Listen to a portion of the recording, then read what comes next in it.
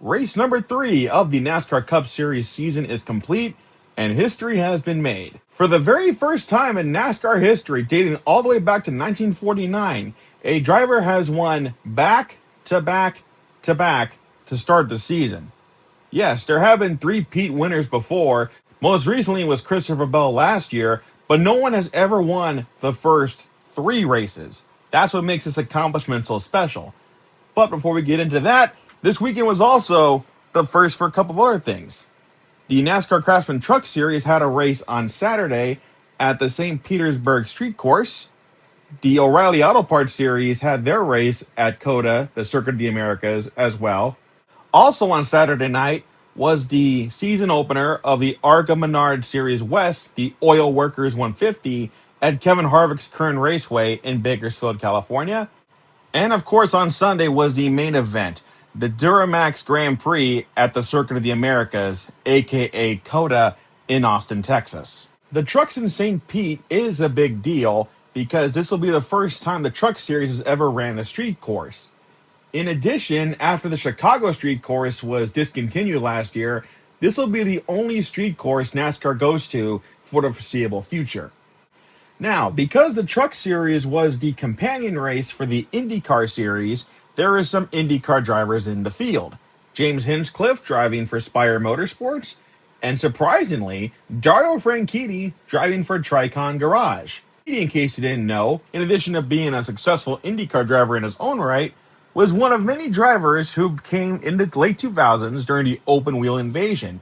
He replaced David Stremme in the number 40 Dodge at Chip Ganassi Racing. Unfortunately, Franchitti's NASCAR career didn't really pan out. He broke his leg at Talladega in April 2008, and he made 10 Cup starts before the sponsorship money ran out and Chip Ganassi closed the ride down.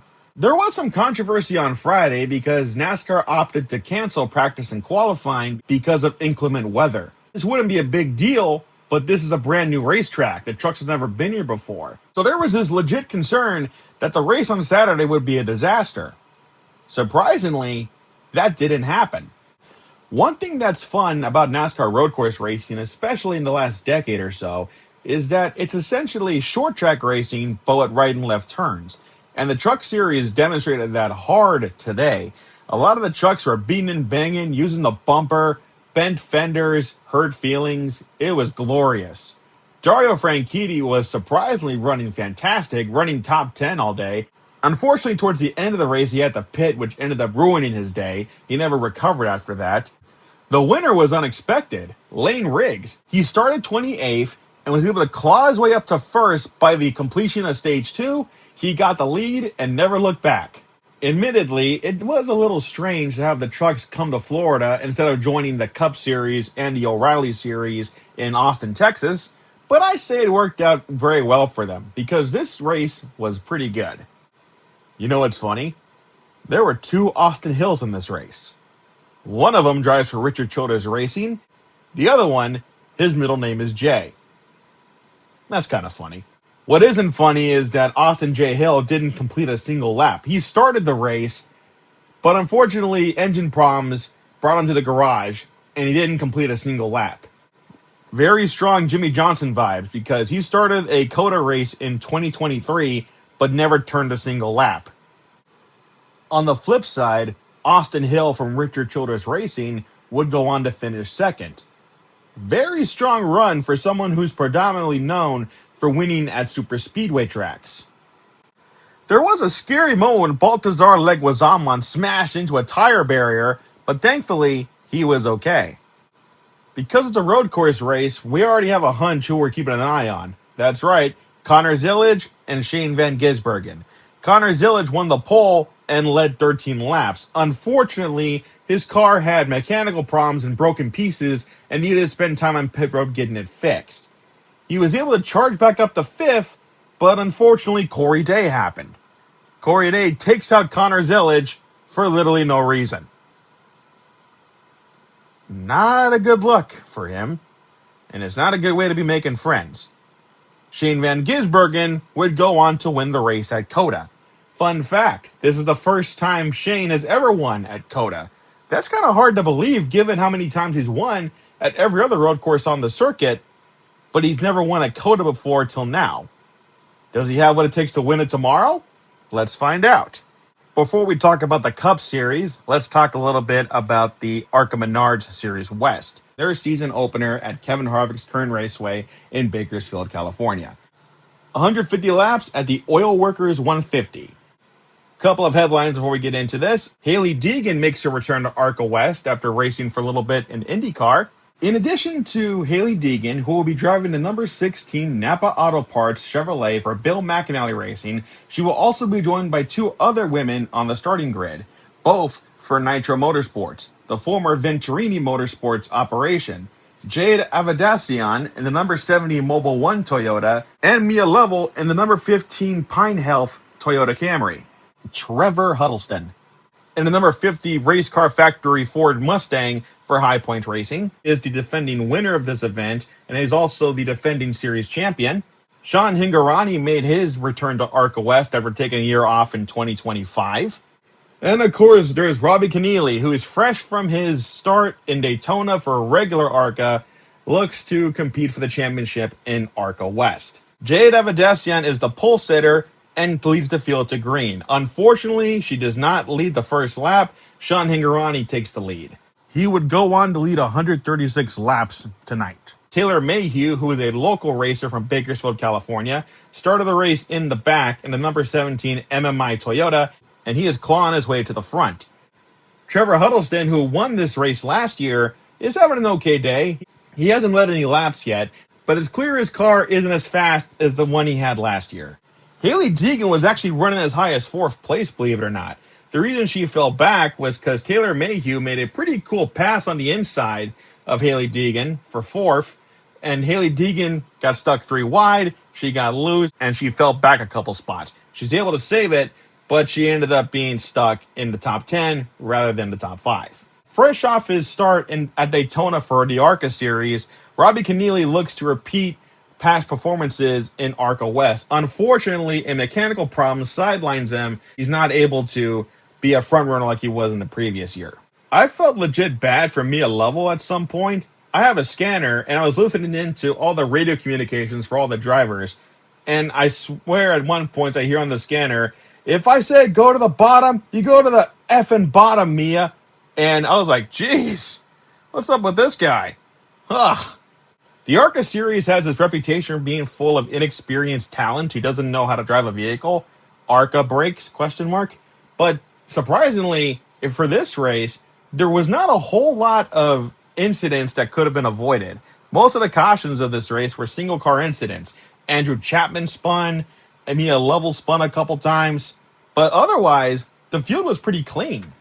The surprise amongst all of this is that Mason Massey, a Truck Series driver making his debut in ARCA West, is having a stellar day.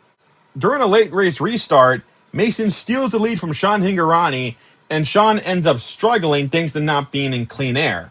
When Sean got passed for the lead, Taylor Mayhew took advantage of this and passed Sean for second. Taylor Mayhew could have won this race, alas he wasn't fast enough. During the second to last green light checkered finish, it was thought that Taylor jumped the restart, and it was under review. Thankfully, it was clear, and he was able to continue. Mason Massey ends up winning the race, Taylor Mayhew finishes third, and the number 4 car ends up finishing second. And now it's on to the main event, the DuraMax Grand Prix. And before we get started, can I just say that the title sponsor throws me off? Because DuraMax, in this context, refers to a brand of motor oil. But when I think of DuraMax, I think of the diesel engine that GM makes for their heavy-duty trucks. NASCAR has been coming to COTA since 2021. However, this is only the second year where they've used a national layout. In the previous events, before 2025, they would use the full layout that Formula One uses. This is reflected in the Winners' Trophy, which still uses the full course layout rather than the one they actually use, which is the national layout. Richard Childress Racing brought the 33 car to COTA this weekend with Jesse Love behind the wheel. During practice on Saturday, a turtle somehow made its way onto the racetrack. During practice, Michael McDowell was the fastest. Connor Zillage, who is a road course ace in his own right, was the 3rd fastest in practice. Christopher Bell, the defending winner, was 27th fastest. Tyler Reddick, who just won the Daytona 500 and the race at Atlanta, was 19th fastest. And as for Shane Van Gisbergen, the road course ace, he was surprisingly slow, being ranked 20th overall in practice. Qualifying, on the other hand, the script was flipped. Tyler Reddick wins the pole. It's his first pole of the season. Well, technically second pole, but this is the first one he's won without Mother Nature helping him out. Shane Van Gisbergen will start 13th, Christopher Bell starts 8th, and Connor Zillage will start 25th. Tyler Reddick leads the field to green, but unfortunately he does not lead lap 1, as he loses the lead to Chase Briscoe. Stage 1 goes caution-free. No major incidents happening. A big takeaway is how much the track is eating away at your tires, and is eating away at your equipment, and it's also eating away at you physically. When you lose the lead here, you tend to fall back. When Tyler Reddick lost the lead, he dropped back to 8th place. When Chase Briscoe got passed by Ryan Blaney, he also dropped back to 8th place. Shane Van Gisbergen, who started 13th, was on the move. He got up as high as 5th before the first round of green flag pit stops happened. Everyone from 15th on back came in for 4 tires and fuel. Everyone else stayed out. Ross Chastain took the lead from Ryan Blaney. Ryan Blaney cycled back out to 14th. Ross Chastain will go on to win Stage 1. So some takeaways in Stage 1. Ryan Blaney is incredibly fast on road courses. I didn't expect to see that. Keep in mind, Ryan Blaney's only road course success was a win at the Charlotte Roval in 2018. Otherwise, he's been a non-factor at these places. So to see him not only leading, but holding on to the lead is pretty impressive. When the race started, it was clear Tyler Reddick's car wasn't 100% ready, and he wasn't liking what he was driving. But towards the end of the stage, he figured something out, and with some adjustments on pit road, I'm sure it could be faster. Shane Van Gisbergen, as per usual, is fast on the road courses. Better keep a close eye on him to make sure he doesn't get the lead. At the conclusion of Stage 1, everyone comes in for 4 tires and fuel. Tyler Reddick gets the lead back. But there might be a problem. His pit crew is 100% sure that he has a loose wheel. They tell him to come in so they can fix it. Tyler doesn't do this. He stays out there. The wheel stays on for the rest of this pit cycle. Stage 2 is also when you start seeing cars get into trouble, but because it's a road course, the yellow flag doesn't fly. Connor Zillage goes for a spin after contact with Daniel Suarez on a restart. Noah Gragson spins into a wall, but he's able to keep going again. And Josh Berry gets spun in the gravel trap, but he's able to keep going too. Tyler Reddick will go on to lead 58 laps today. Ryan Blaney also leads some laps in Stage 2. He'll go on to lead 11 laps overall. SVG in Stage 2 isn't quite as bombastic as he is in Stage 1. He's up there, he's in the top 10, but he's not exactly challenging for the lead like he was in Stage 1. One car that's been impressed me so far in Stage 2 is Daniel Suarez, where, in spite of him knocking out Connor Zillage, he's been able to work his way into the top 5 and stay there. Ty Gibbs goes on to win Stage 2. We are now entering Stage 3, and this is the part of the race where if your car isn't broken yet, there's a good chance it'll break in this stage. Kyle Larson and AJ Allmendinger both are dealing with busted cool suits, so they're baking in their race cars. In case you needed to be reminded, Brad Keselowski is one bad dude. He is tough as nails, man. I mean, to be fair, he did win a race at Pocono with a busted ankle, but him driving at COTA with a leg that's still recovering, dude's a badass. I respect that. He'll go on to finish 20th today. Chase Briscoe, despite having a strong day and leading many laps, he breaks his rear axle with 33 laps to go and has to go behind the wall to fix it. Austin Dillon somehow breaks his shifter, which I'm sorry for laughing, but it reminds me so much of that Radioactive episode where Dale Jr. breaks his shifter at Martinsville. It reminded me of that. Eric Jones spins by himself in Stage 3 as well. No caution. Our first caution for an actual on-track incident is from Ross Chastain, who, unlike Tyler Reddick, loses his rear wheel. Ha! Yeah, we were so preoccupied if Tyler Reddick would keep his wheel on that we forgot about Ross Chastain, and he lost it in the gravel trap. Oof. Before the caution for Ross Chastain even comes out, Alex Bowman pulls it in behind the wall. He's feeling sick and needs a relief driver. Myatt Snyder, who was at the track helping Jamie Little out on pit road, is called in to relieve Alex Bowman. Now, keep in mind, Kyle Larson is dealing with a busted cool suit, right? AJ Allmendinger, who goes on to finish ninth and almost passes out, stays in the race car. So, Alex Bowman must have had something really harmful in his system for him to want to get out of the car. When the green flag flies again, Tyler Reddick is your leader. Shane Van Gisbergen is in second. Shane is fighting hard to get the lead from Tyler Reddick. But is it going to be enough with less than 20 laps to go? On the subsequent restart, Zane Smith and Connor Zilic get together in turn 1. Zane Smith doesn't lose his wheel, but he does lose his tire, if you catch my drift. He's going to have to limp that thing all the way around back to the pits. Before the race is complete, we have 2 more on-track incidents. The first one was when Chris Buescher gets shoved out of line on the front stretch, battling for position. The final one is when Cole Custer dumped Carson Hocevar on the front stretch by the start-finish line on the last lap. It was so brutal, in fact, that it caught Mike Joy off guard, and he scared the hell out of us by screaming his "Oh, crash!" into our ears when Tyler Reddick had a big lead.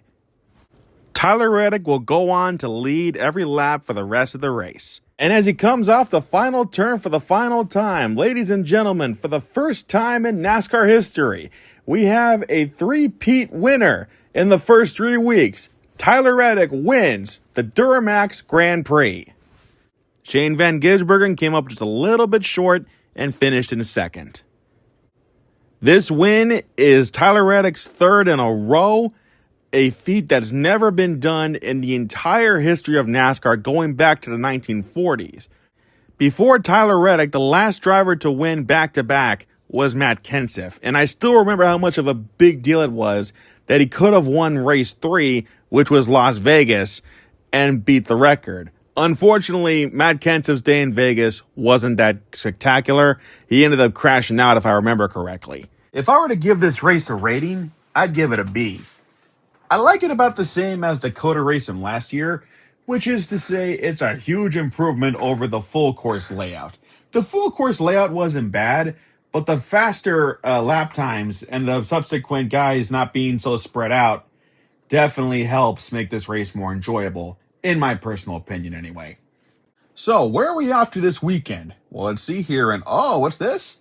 Yes, my friends, it is the first stop on the NASCAR Goes West Tour. Stop number 1, Phoenix Raceway. This used to be 3 stops, rest in peace Auto Club Speedway, but now it's down to 2. Phoenix Raceway is a quirky little track that some fans like, most fans don't. I'm kind of in the opinion that the track's a lot better in person than it is on TV. TV doesn't do that place justice, but to be fair, that's a lot of racetracks. No Truck Series racing this weekend, but what is surprising, the ARCA Menard Series is back. That race on Thursday is also a combination race with the ARCA Menard Series West. So subsequently, it's race number 2 of the ARCA schedule and race number 2 of the ARCA West schedule. Then on Saturday, we're going to have the O'Reilly Auto Parts Series race at Phoenix. Then it's going to be wrapped up on Sunday with the Straight Talk Wireless 500 at Phoenix Raceway. This weekend at Phoenix is going to be the second doubleheader NASCAR has with IndyCar following the Truck Series race at St. Petersburg. IndyCar will have a race on Saturday, and the Cup Series will have a race on Sunday. Unfortunately, that Cup race is the first race on Fox Sports 1. Now, granted, it shouldn't be too surprising. NASCAR's been on cable for decades now, and it's been broadcast on Fox Sports 1 since 2015. But at the same time, it does kind of sting a little bit that this race, which is purposely scheduled in a way where IndyCar can race alongside NASCAR, will not be on the same TV channel. I understand Fox owns a bit of IndyCar, so there's some incentive there. But at the same time, you couldn't throw your fans a bone and make it to where we could watch the same race on the same channel. Save FS1 for the next weekend. Of course, if I had it my way, every every NASCAR race would be on regular television. But I understand that that's not the world we live in anymore. So, a little compromise here. It's disappointing.